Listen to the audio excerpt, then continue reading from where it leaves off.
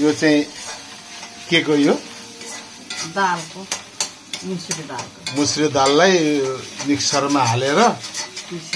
पिसेर अनि यो यसलाई के भन्छ चप बनाइयो हैन चप भने पनि हुन्छ खास बडी भए जस्तो पनि बडी बनाइयो अब बडी बढाएपछि अनि यहाँ सारा के गरियो मसला अब यहाँ चाहिँ मसला 12 मसला त्यो मसला हालेर चाहिँ मजाले ग्रेभी बनाइयो हैन अनि यो यसमा चाहिँ अहिले हामीले के गरेको तारेको यो मिक्सी मा चाहिँ गरे अब यो मजाले बग उम्लियो अब मसला खरिनु पर्छ म त अब यस्तो हो अब त्यतिकै बनाएर खाँदा यस्तै खाँदा नि हुन्छ तर म चाहिँ आज मेरो घरमा सब्जीको कमी हुनाले ग्रेभी बनाएर दाल त्यतिकै खानुभन्दा यसैमा ग्रेभी बनाएर मजाले रस लाएर लदापदा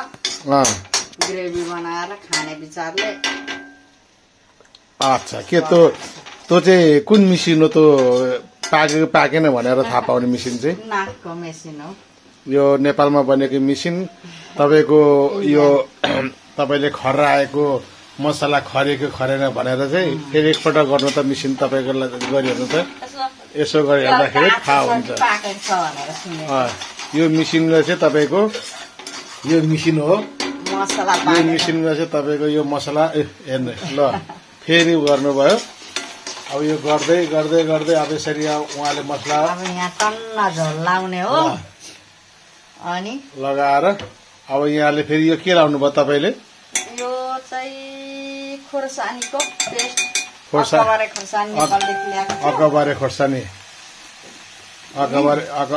खोइ हेरौँ त पेस्ट ओहो ल हेर्नुहोस् अकबारेको खोर्सानीको पेस्ट लगाएर यसको मतलब स्पाइसी पिरो बनाउने सोच बनाउनु भयो ल सबै मेरो यो भिडियो हेर्ने पाहुनाहरूलाई पनि मैले यसलाई स्वागत गरेँ तरकारी नहुँदाखेरि काम चलाऊ घरमा अलिकति जान्ने अलिकति मान्छेहरूले चाहिँ यसरी गर्दो रहेछन् थाहा हुने मान्छे थाहा पाउनेले साग काट्नुलाई अब भरे त सागसब्जी किन्नलाई भरे जाने छँदैछ अहिले सागसब्जी किन्न नगएकोले गर्दाखेरि अब यसरी बुलु यो चाहिँ तपाईँको 12-14 मसला उम्लियो यो तातो पानी अताताका पानी छिटो पाकोस् भनेर उहाँले हाल्नु भयो ल अब यो उम्लिएपछि हाल्नुपर्ने हो बढी अब यो बढी अलिक ज्यादा पानी हाल्ने र यहाँ बढी यसरी बनाएर रेडी गरेपछि दालको अब यसलाई साथी केसँग खाने भन्नुहुन्छ भने यहाँनेर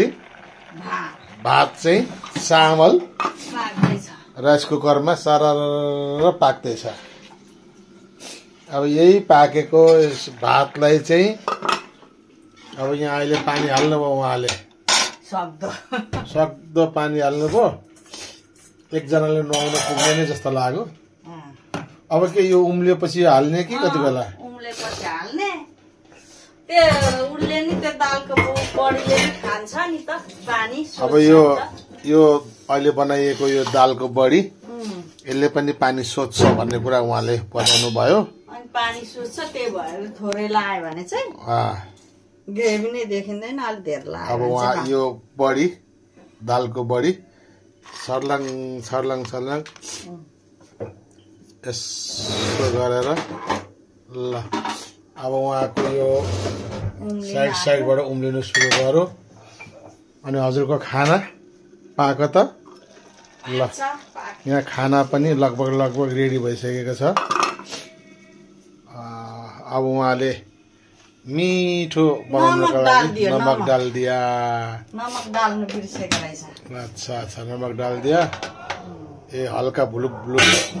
होना शुरू कर दिया मजाले भुलुक भएपछि चाहिँ इसको डालेंगे हैन हो अंडा डाल देंगे थोड़ी देर उबालेंगे अच्छा ओ अंडा करी भी वो ऐसे बनाता है ना हो अंडा करी में थोड़ा भुना हुआ आलू डालना पड़ता है अच्छा ये आलू नहीं है इसमें ला हमारा ग्रेवी रेडी हो रहा है रेडी हो रहा है ल हिन्दी र नेपाली मिक्स ल हेर्नुस् ल यो पनि यतै लगाइदिन्छु ल उम्लिन थाल्यो मेम उम्लियो अब त्यो खसाल्नु ओहो साह्रो मजाले उम्लियो त जग चाहिँ पुगिन्छ अब यसमा बडी हाल्नु भयो उहाँले बडी ल लगाओ डालो एक दुईवटा खाने के पनि राखो काँचो छ काँचो हे डढेछ पनि कोही त अनि राम्रो पाएकै छैन कि भनेर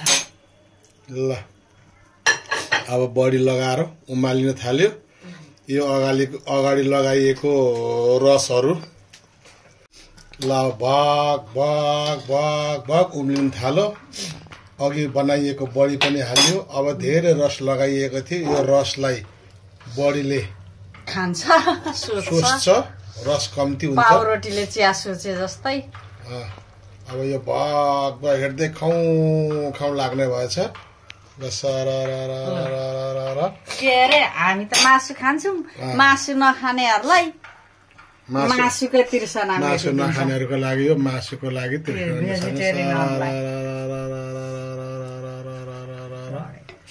ल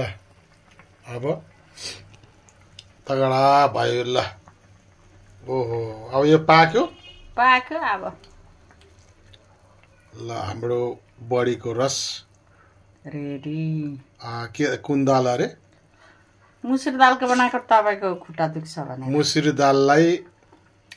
मिक्सीमा लाएर अनि बडी बनाएर कोही बेला यसरी बनाइयो ल तपाईलाई कस्तो लाग्यो तपाईलाई सबैलाई इन्भाइट गर्दछु खानको लागि लास्टमा बडी बनिसक्दाखेरि कचौरामा ल्याउँदाखेरि सबै रस सुकेर माछा जस्तो देखियो मासु जस्तो ग्रेभी मासु ल